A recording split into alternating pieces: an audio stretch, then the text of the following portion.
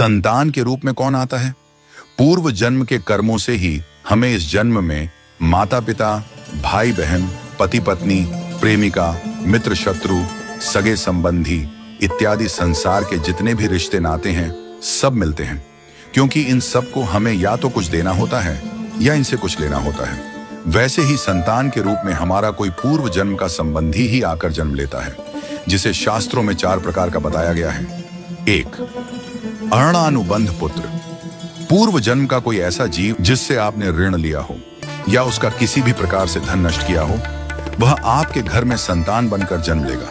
वह अपना धन बीमारी में या व्यर्थ के कार्यों में तब तक नष्ट करेगा जब तक उसका पूरा हिसाब न हो जाए। 2. शत्रुपुत्र।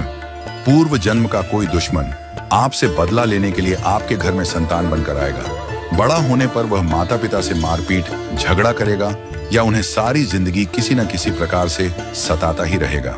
वह हमेशा कड़वा बोलकर उनकी बेइज्जती करेगा और उन्हें दुखी रखकर ही खुश होगा। 3. उदासीन पुत्र।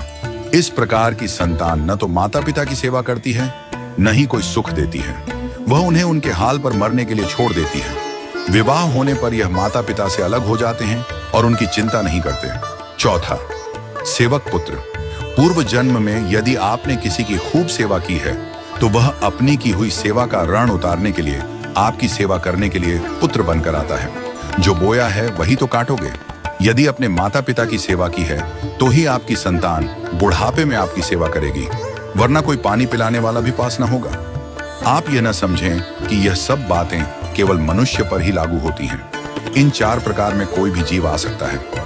यदि आपने किसी गाय की निस्वार्थ भाव से सेवा की है तो वह भी पुत्र या पुत्री बनकर आ सकती है।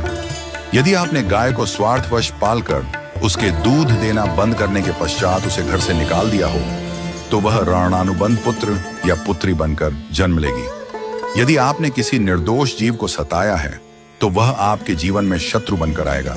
इसलिए जीवन में कभी किसी का बुरा न करें, क्योंकि प्रकृति का नियम है कि आप जो भी करोगे उसे वह आपको इस जन्म में या अगले जन्म में 100 गुना वापस करके देगी।